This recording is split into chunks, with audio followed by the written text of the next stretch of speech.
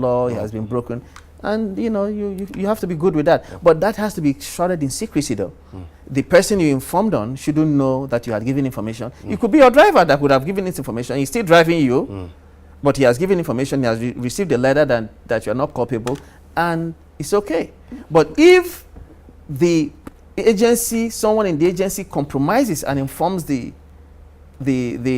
employer that, look, your employee has given information against you, that person in that agency should be prosecuted, because the law is there, the one I drafted. Okay, bring us up to speed on this Chevron and NNPC, because this money is... Yes, it's simple. It has to do with petroleum profit tax.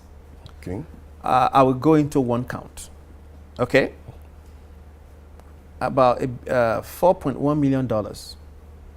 Chevron claimed they paid the tax. To NNPC? To the central bank. Okay. They did not. Central bank issued a receipt, or rather transmitted receipt of the payment to the Accountant General, further to the Federal Inland Revenue, but it wasn't paid. That's fraud. You're damn right it's fraud. So the issue now is that, what my pain about all this is that the multinational companies belonging to the Western world, they have made us over $60 billion put together. This is just one way now. Don't forget that there was a day, if I'm not mistaken, that Senator Stella Odua, some evidence already had, but she corroborated it by, there was somebody that came to the Senate and she challenged the person because she is into the oil business and said, look, I know that the metering system doesn't work. It's like when you go and pump petrol in your car. Yes. The Nigerians actually sabotaged it. Or let's even say they didn't sabotage it, but it's faulty. Why don't you fix it? So you have crude oil being pumped daily, not accounted for. So not only are you making money from pumping crude without accounting for it, even the one you accounted for, you are not paying tax on it. I can imagine. And your countries will turn around and say that we are fantastically corrupt. Now, don't you think somebody somewhere out there is really giving them the backbone? Okay. Yes. Guys, go ahead. You are very correct. You are very correct. This is it's a classic case of conspiracy, and if a robust conspiracy law would get all of them, because it's a web, it's a maze of conspiracy. Because you see, I always say that one of my letters to the president, I always say that we shouldn't look at conspiracy, define conspiracy just merely from the financial, this person has stolen this money from this. No. What gives rise to this massive monumental fraud is abuse of power. If you go back to the time of Aristotle, when there was no money, it was the bourgeoisie abusing power, the landowners and everything. It is when money came into play that the word bribery entered corruption, bribery and corruption. What am I trying to say here? CBN had to collude to say we have received payment that that Chevron didn't make.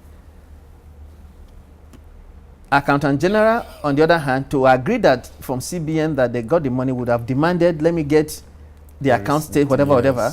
That's Accountant General. Yes. The same thing with FIRS. So you see now, CBN, Accountant General, FIRS, Chevron is the beneficiary.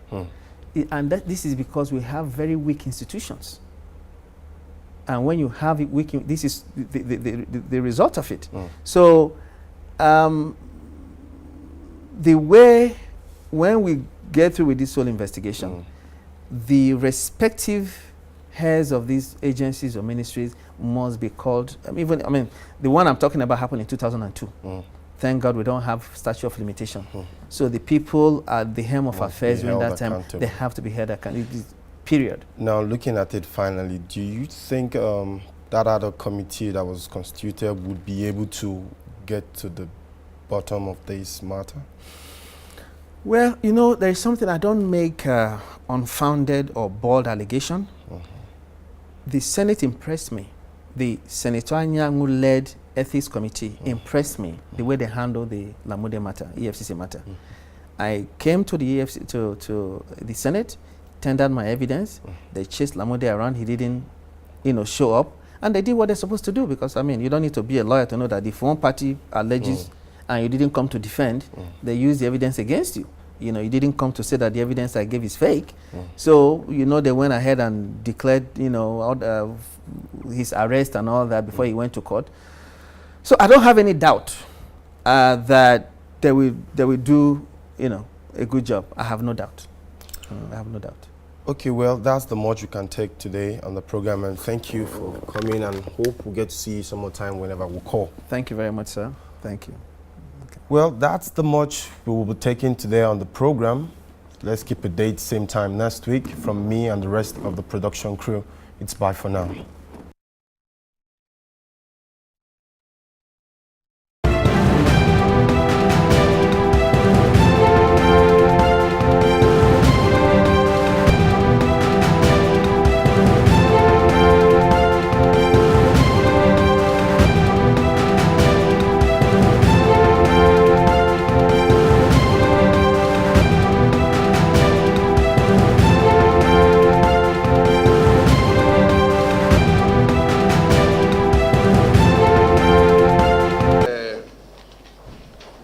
Meeting is called to order, and I will say the opening prayer.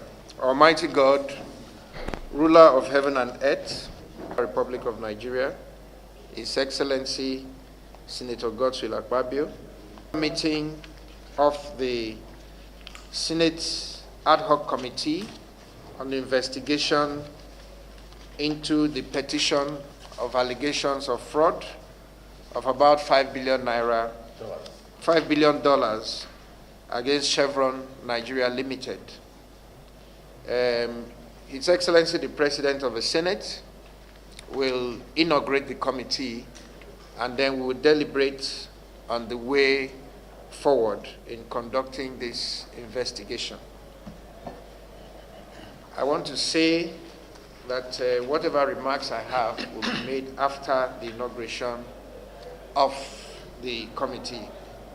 May I now, therefore, very humbly and respectfully invite the Minority Leader of the Senate of the Federal Republic of Nigeria, His Excellency Senator Godswill Akpabio, to deliver his address and inaugurate the committee. Your Excellency.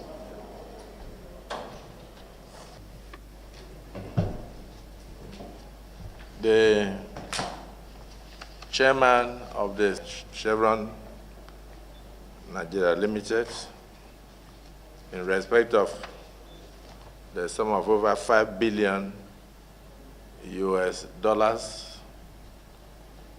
said to have been wrongly diverted, the distinguished members of the Ad-hoc Committee and my colleagues in the Senate, the petitioners and, of course, representatives of Chevron, the gentlemen of the press. I'm representing the Senate President, distinguished Senator Bukola Saraki, who is unavoidably absent and who is very passionate about supporting Mr. President's quest to bring about a corruption-free society. The Nigerian Senate, the 8th Senate, is also equally very committed to ensuring the success of the cardinal program of this administration, which is to rid Nigeria of corruption, and by that, freeze quantum sums of money for development and improve the living standards of all Nigerians. So, Mr. Chairman, distinguished Senator Magno Sabe, it is my privilege to now say that this Senate views with very great seriousness the issue of revenue losses accruing from all manners, and of course the issues of diversion of revenues of any sort from government coffers. And therefore, on receipt of this petition, the Senate decided to set up this Ad-hoc Committee to look into this very serious issue. of Chevron fraud. We believe that the annexures to the petition are such that are not only serious, but, evoke seriousness that makes it mandatory for the Senate not to gloss over the issue. We believe that this Ad-hoc Committee will do justice to this petition and will do justice to these allegations. We believe strongly that even if it did not come by way of petition, that it came by way of whistleblowing, that it is a responsibility of the Senate to look into the merits and demerits of the allegations.